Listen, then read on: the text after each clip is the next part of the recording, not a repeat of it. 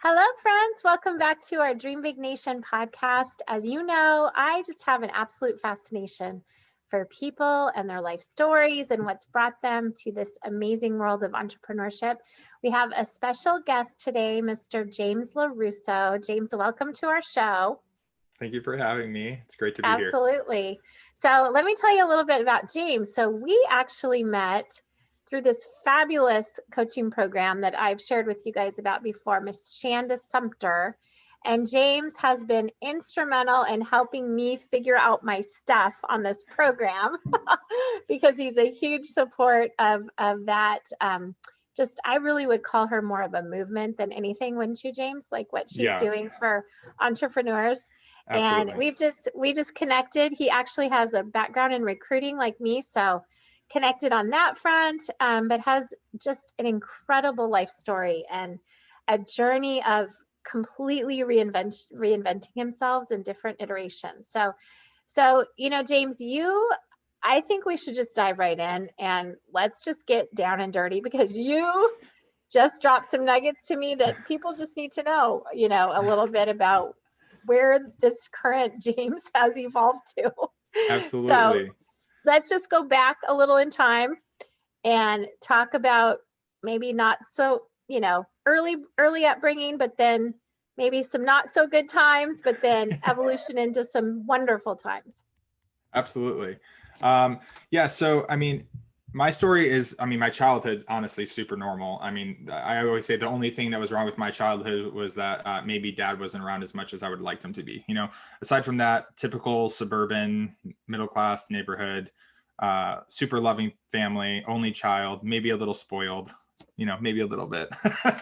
But aside from that, very normal. I was a pretty good student, like pretty good life, played sports, all the things, kind of popular, kind of not popular, just very normal life. But when I was in early high school, my grandparents, passed away. And my grandmother did first, grandfather, maybe about 6 or 7 years later. But that kind of started this like series of like the family, the glue of the family kind of came apart, and then grandpa was the rock and then he got sick. And so, when that all happened, my dad and I started to clash a little bit more. And I found a lot of comfort through other people, not having any brothers or sisters at home. I found a lot of comfort with other people. So I started hanging out with people, started hanging out with the wrong people. One thing kind of led to the next, and, drinking and smoking pot and stuff like that became kind of my regular social environment, in school. And then it started to become, at that time, I didn't understand, but I was becoming more and more dependent upon that, and I tell everybody first before to foreshadow, I am in recovery, but,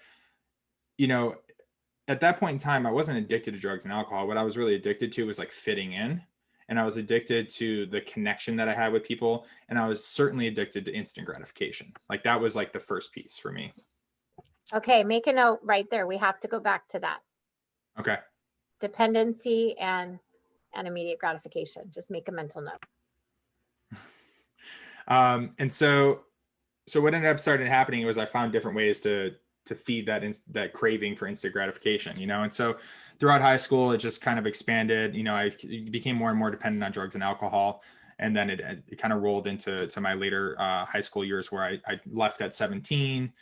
It was like, hey, mom and dad, I'm going to go do it on my own. I don't need you guys. That whole, like, I thought I knew what the world. Did you graduate? Did you graduate? I graduated. I just Okay. thought I thought I knew what the world was actually like, and little did I know I was very sheltered. You know what I mean? And so I moved I moved out first and then to a friend's house in the area, but then I ended up moving and getting like as far away as possible kind of story. And I went to Florida from Chicago and started living with my cousin down there. And that just really inhibited me to kind of be crazy and wild. He was a few years older than me and allowed me to drink and to party and do all these things. He was sneaking me into bars, underage, like the whole thing, right? And this is kind of where my story takes a turn, right? And so while I was living in Florida, I was trying to make some money. And, for the sake of time, essentially I had, a couple little jobs here and there. And it wasn't what I wanted to do. And I didn't feel like I was being treated right. And I was just getting really interfered with my employers, right? Because I was a spoiled brat and a young 19-year-old or 18-year-old at this point in time with a drug problem, right? So it was the world, not me. And I ended up actually, I had a friend in Chicago who had been what he claimed as a male entertainer. And so he was dancing at like bachelorette parties and things of that nature. So I thought, what a great idea. Like, I'm going to put an ad on Craigslist to be a male entertainer. So I did so. And a very interesting fellow reached out to me and inquired if I would be interested in participating in what they called all male porn. So that Wait, is. now I just have a question. I have Okay. to just ask a question. Okay, so you were 19. Okay. 18 at this point. Yeah. 18. And so I'm a mom of a 20-year-old and an almost 18-year-old. So Mm-hmm.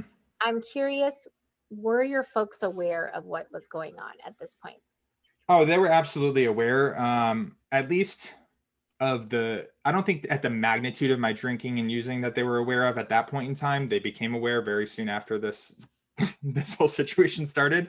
But yeah, like my mom, I was pretty open with. We, the whole time during my whole life, I mean, my mom have just been like this. I think it had to do a lot with my lack of relationship with my biological father.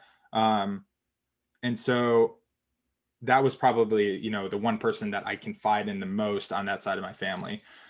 So she was aware, but I think my mom at that point had kind of lost hope for being able to support me because I had pushed them away to a certain degree. So, when I dove into this thing, I mean, I could really cover this topic for like 3 hours. So I'll try to, be laser with this.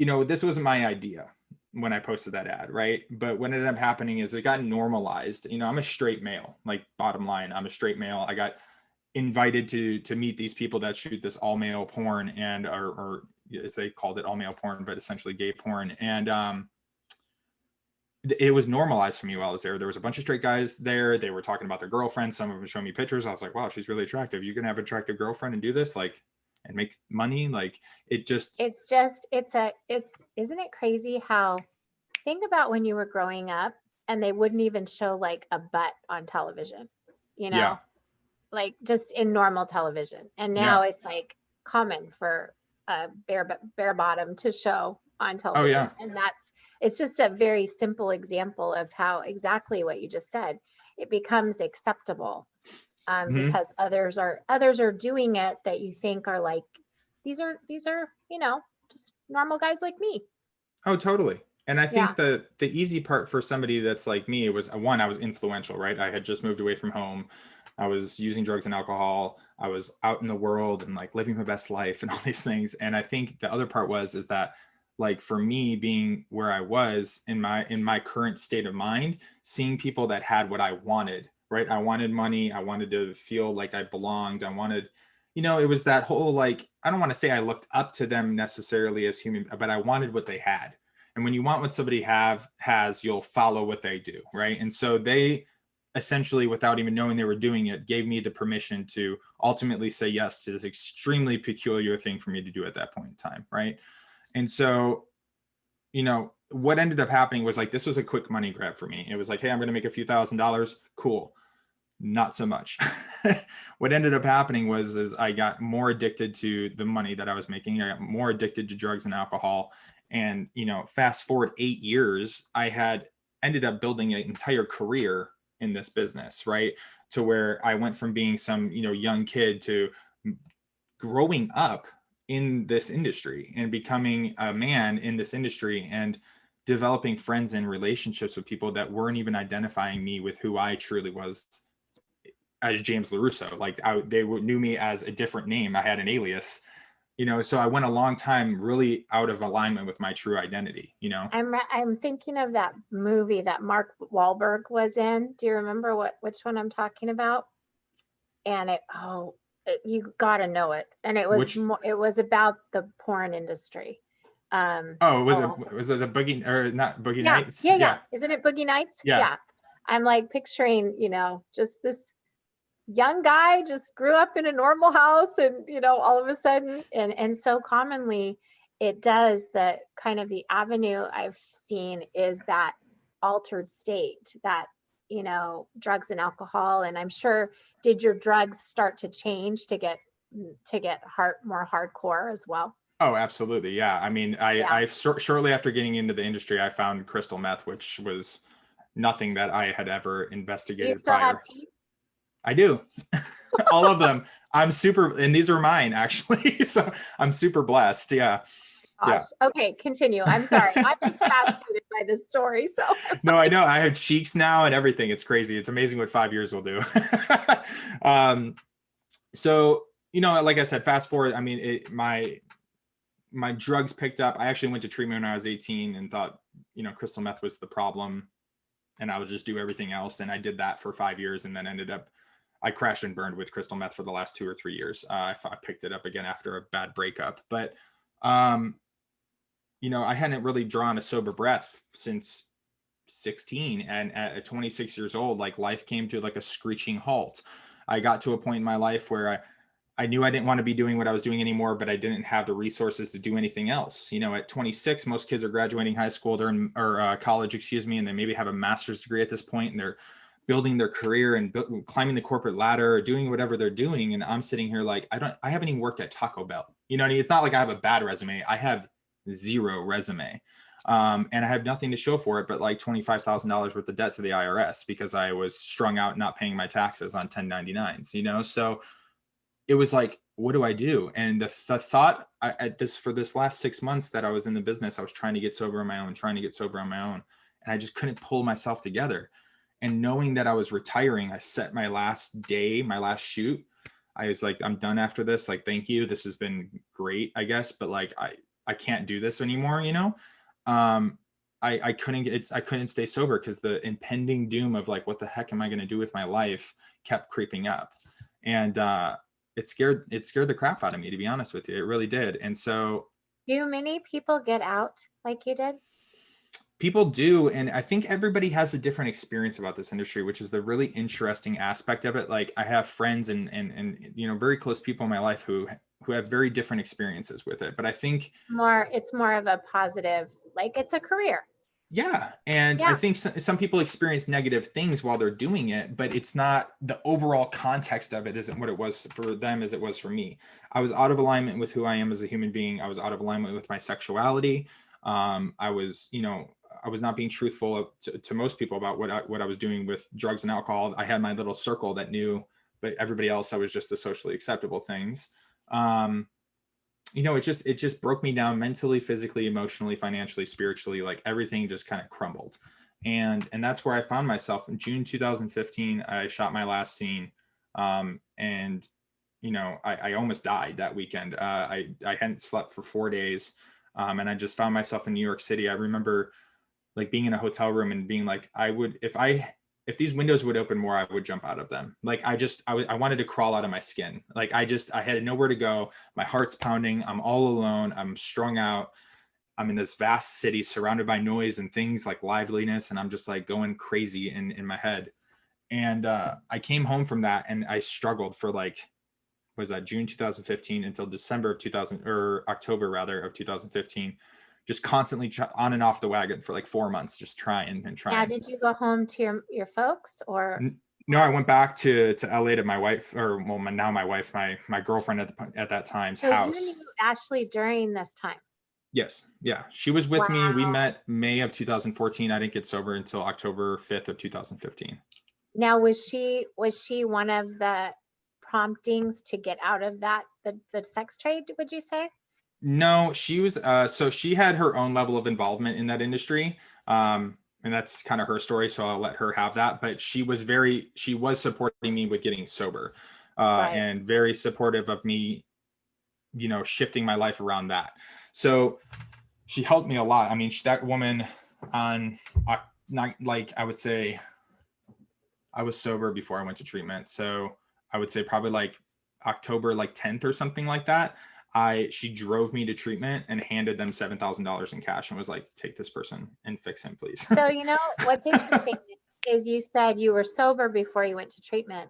Yeah. And I find that actually is quite common because it's the physical part of addiction. Would you agree is way easier to overcome than the mental, emotional part of addiction? I would say Yes, especially depending on the drug that you use, or that if you use alcohol. For me, like crystal meth, like the come down or detox was way easier than somebody that's detoxing from alcohol or heroin, just because of what it physically does to your body, on like on a biological level. But yes, I would say, yeah, it's because it's easy to get sober and then forget about how bad it was when I was using, and go back Well, to it. and what makes me think of it is like my father was an alcoholic growing up, and Hmm. he was a happy drunk. Hmm. But I would go to Al-Anon, and they would talk about the kind of the recovering alcoholics, but that they never really recovered from all the things that come with alcoholism, Yeah. the behaviors and things. So I was just Yeah. curious if that was a harder journey than the physical part of recovery for you. Absolutely. And really how I determined that was I had been sober at this point, minus like maybe smoking a little pot to sleep or something like that, which to me at that point was like absolutely nothing, right?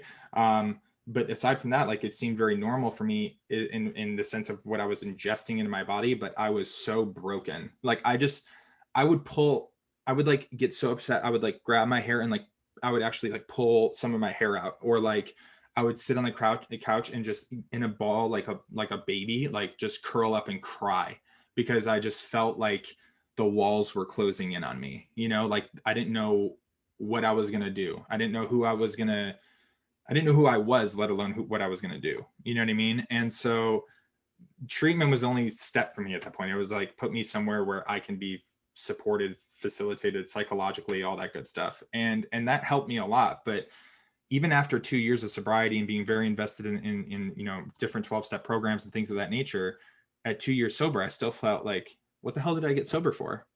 Because I wasn't living a vision-driven life. I was living in the rooms of 12-step programs, and which is great, right? I'm still highly participating in that, but there was just something missing. And that's where like emotional intelligence and transformational work and personal development like really came in.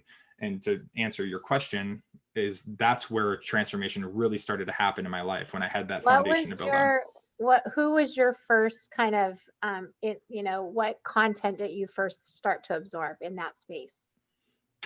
So before I got sober, I did uh Landmark Forum. So that was like my first, I don't know if you've ever heard of Landmark. No, I have. Well, who is Yeah, that?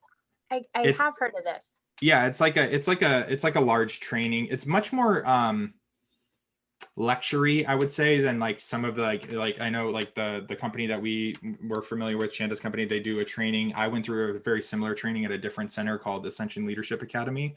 Um, they're a much more immersive experiential type of program, which is good for me. I'm not a sit in a chair and listen to a person talk, You especially probably before. needed well, you were used to that physicality of your Yeah, life. I mean, that was you had to be, I would imagine, with where you came from and things. Yeah, totally. Yeah. yeah. So that's So actually the program I went that into. actually didn't start. So when did you first kind of start to discover this world of entrepreneurship and self-improvement and becoming the next better version of you?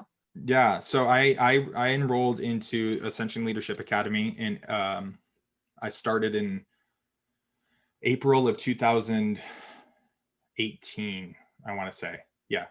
And that's really where my journey kind of started. I was at that point, I was like 2.5 years sober. And I just knew there's a friend of mine who's also sober called me. He had done the training, and he was like, James, this is you, man. Like, this is who I see you as. Like, this is for you. And I had no money. I was like You know driving what for I Lyft and love? Uber. You know what I love about that is because I've known a lot of people that have gone through a journey like you have. And oftentimes what ends up happening is they go work in treatment facilities and they work I with tried that. other people, other addicts. And unfortunately, I mean, don't get me wrong, thank God they do. Hmm. But I don't you agree like staying there too long will just almost bring you like put you back in the pit again. Yeah, I would say it's a very hard business to be in as an addict. Oh, I think it's like rewarding. but it's Right. difficult. It's very difficult. I worked in treatment for a little bit, and I worked at a place in San Diego. I won't name it, because my experience there was terrible. I saw how disgusting like insurance fraud is, and like, what people will do to keep somebody in treatment and keep their insurance paying them. It was just like, I'm like, Oh, don't get me started on that oh topic. yeah, yeah. I'm like, yeah. It's So disgusting. Our whole it's like terrible. healthcare system is Yeah. disgusting. So I was like, I gotta get out of here, and so like that's, once I started that leadership program, I had a friend in Phoenix, and he introduced me to an opportunity working in sales out in Phoenix. And I was like, you know what, like this is a new me. I'm doing like all this new stuff. Like I'm just gonna move to California, or from California. Never imagined I'd live in the desert. And I was like, I'm gonna come out here and I'm gonna work in corporate America. This is the answer. I have health insurance. Never have had that before. I have a paycheck every Friday. I've never had that before. Like, this is the answer. Is that when you did your recruiting stint? Yeah, I went and started Oh, working okay. at ZipRecruiter. Yeah, Oh, that's right. I yeah, forgot you were at Zip. That's funny. yeah. So I was a hiring strategist, and essentially I worked on their sales team. So like this was the answer, right? And I did great. Like I made almost the same amount of money that I was making when I was doing my crazy stuff in the day with zero consequences. I was able to buy a house, I bought a house. I have all these beautiful things, but like again, that like all the training that I was doing, I'm like going and training in San Diego on the weekend, and then I started coaching the training because I like fell in love with the work. And I'm like, these things are not aligned, you know?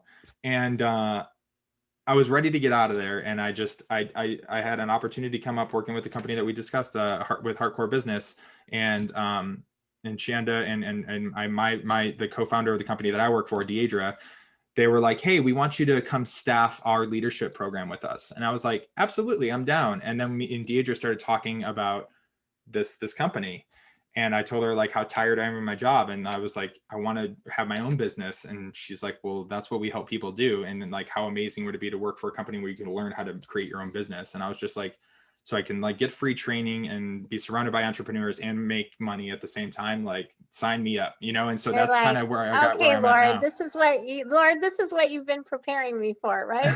Yeah, exactly. And I felt Yeah. so, for the first time in my life, I felt like I'm doing what I'm supposed to be doing. I feel like I'm supposed to feel like this is the answer, right? And so now I have simultaneously am now currently actually building my business up, right? While I have a steady, I'm contracted, so I'm not like an employee of the company, but I'm working directly with these amazing entrepreneurs every day. And Shanda, And who's like, your business is a coaching business, correct? correct. Yeah. So it's Okay. coaching and consulting for people in sobriety, but also just general overall transformational work. I love it. My whole idea is like, my whole vision, should I say, is turning pain into purpose. Like I've experienced such a wild ride of insanity with relationships, drugs, alcohol, sexual abuse, emotional abuse. I didn't do like hard time, but I've been arrested a couple of times because of the shenanigans that I was getting into, broken families, disconnected relationships. Like my story has led me to here for a reason. Right. And I don't think it's to like sit on this stuff and be like, hey, I conquered it. It's for me to like dig up even deeper underneath everything that occurred, so I can really share that with the world and give people the opportunity to transform their life. Oh, your story I am so excited to be part of getting your story out. I I remember when we first met, and I know it was just like on a quick connect, like, hey, come and, get some support from us. But I just love your energy. And I had no clue, holy cow, that you've had this crazy life experience. I'm so excited for you. And Thank you. now tell us what's coming, because I know there's Yeah. some really special things coming. Yeah, so I'm currently working with a business coach and consultant. He actually owns a publishing company and was like a master in his field of marketing and branding for many, many years. He is supporting me with building a podcast, and it's not like a podcast like this per se, as much as it's more of a storytelling kind of episode weekly for like a season. So it's not going to be an ongoing thing. It's going to be like one season, and then we're going to launch another season. And I'm really excited about it because it's categorizing my life. And so it's like what happened, or what it was like, kind of what happened, and like what it's like now. And I'm going to give everybody that whole journey in very deep detail. So if this sparked your interest and you want to hear, Yes. the whole Or Florida story. I'm gonna be your first subscriber, James. You let me know as soon as you get that syndication, that domain and all that Yeah. good stuff. You let me know. I will. Thank you. And I'm excited about it because it's something I've hesitated. People have been telling me for years, James, you got to write a book. You got to do this. I'm like, man, you just want to hear more of the mess, and I didn't realize that like really I was inspiring people before before I was in a relationship with the fact that I was inspiring people. I was actually inspiring people.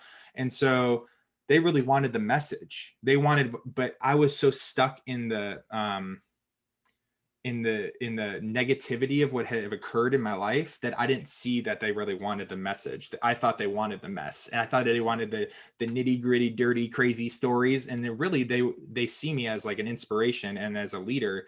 But until, and this goes for everybody out there, until you see yourself as what you're truly capable and how you actually show up in the world, nothing anybody says or sees you as is going to matter.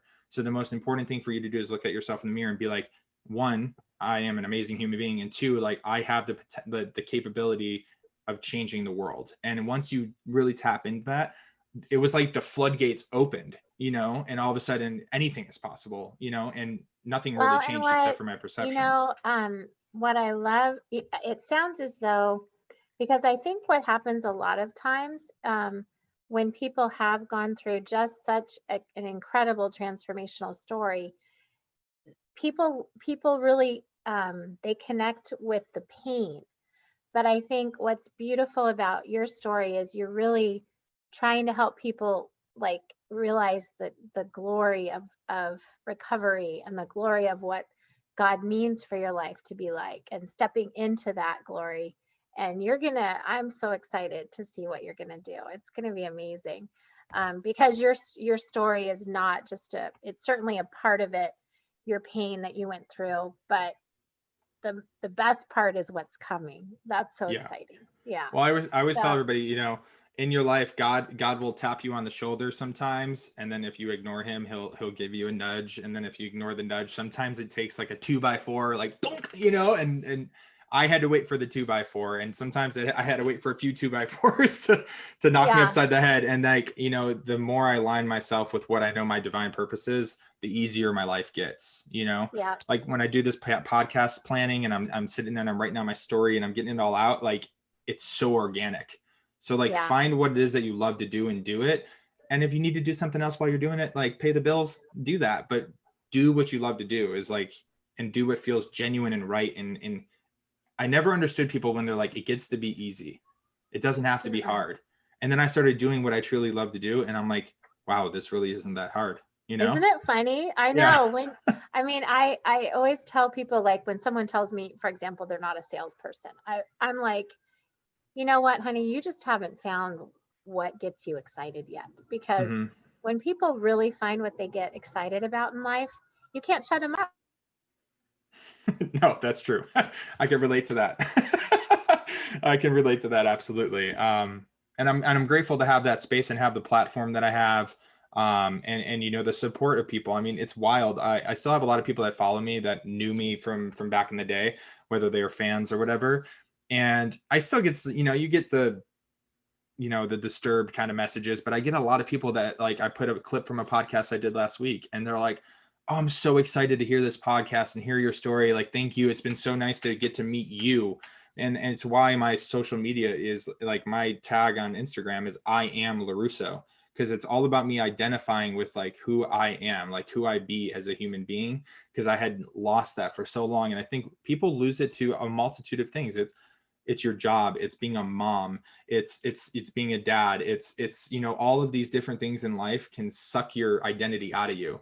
Your dreams and your aspirations and your vision as a kid or as a young adult before you got a career or a kid or whatever, a wife or a husband, whatever it is, those things still live inside of you. Don't ignore them, and be true to those things, because that's really what's going to carry you forward to be happy with that wife, that husband, that kid, whatever the case is.